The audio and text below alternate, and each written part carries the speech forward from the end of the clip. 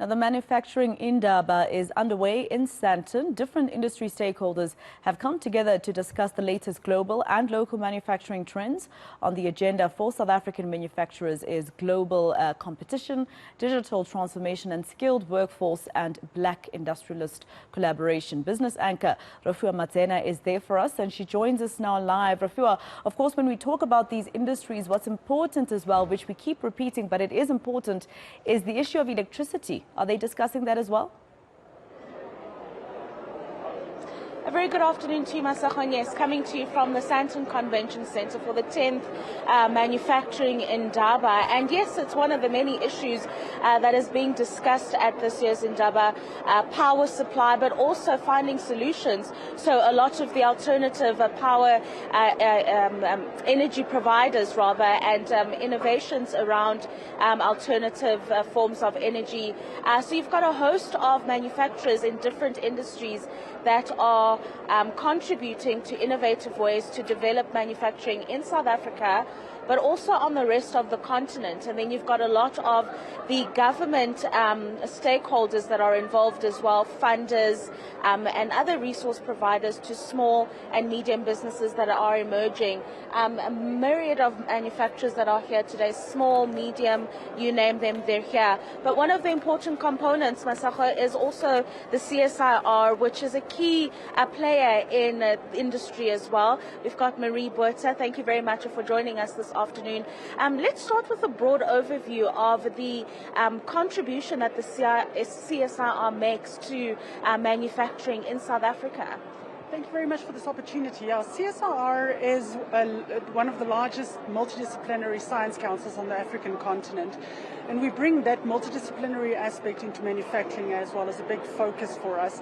We are constituted by an Act of Parliament, and within that specific and very unique role within the National System of Innovation, we are meant to act independently in areas that we believe is of importance to the South African citizen, be it in scientific and industrial research or innovation. And that is part of why we bring that independent thinking into the manufacturing industries as well.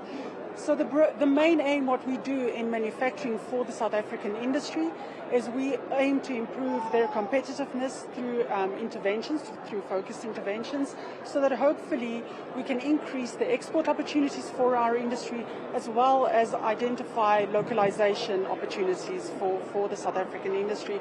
And a big aim of the CSIR is to benefit industry, not just purely scientific and industrial scientific research. So. Yeah, I mean, I was here a little bit earlier, Maria, and I got to use the virtual technology to learn how to change a brake pad, for example, and a lot of other things that are being developed to create a more competitive space for the manufacturing industry.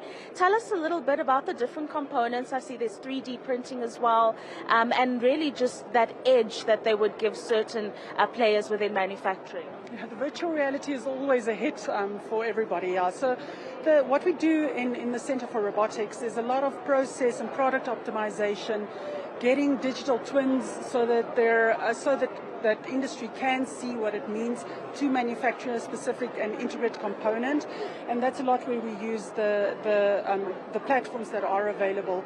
The virtual reality platforms that you were busy on this morning is a little bit on the Learning Factory, where we try and upskill artisans through augmented reality and how to actually work on a real life shop floor. But that's on the one aspect. A big aspect for us that we do have is we've got the center, the Photonics Center, which uses laser-enabled capabilities to really service industry. And at the moment, a very successful project for us there is where we are actually refurbishing Eskom turbine blades through laser cladding, which is brilliant. It minimizes downtime, and through that intervention, and the partnership with Eskom, we minimize the downtime and the effect on all of the South African citizens. Another example is this Quiver Cam, which is a camera that we developed that is an ultraviolet and infrared camera, as well as the visual aspects to investigate power lines. So again, you can preventatively see where there is a need to do maintenance or deploy a maintenance aspect to minimize downtime. An example of this camera is a way that the CSIR can work with industry. We develop the camera, and when we are ready to deploy it into industry, we either, in this example, we set up the private company, we spun it out of the CSIR, and they're manufacturing under license currently. But that's one example of how we are doing it. Another good example of how we're servicing industry is through what you've mentioned, additive manufacturing. Our close proximity to national government has resulted in an initiative being hosted at the CSIR, and specifically in the manufacturing cluster, to give industry access to CSIR infrastructure and expertise.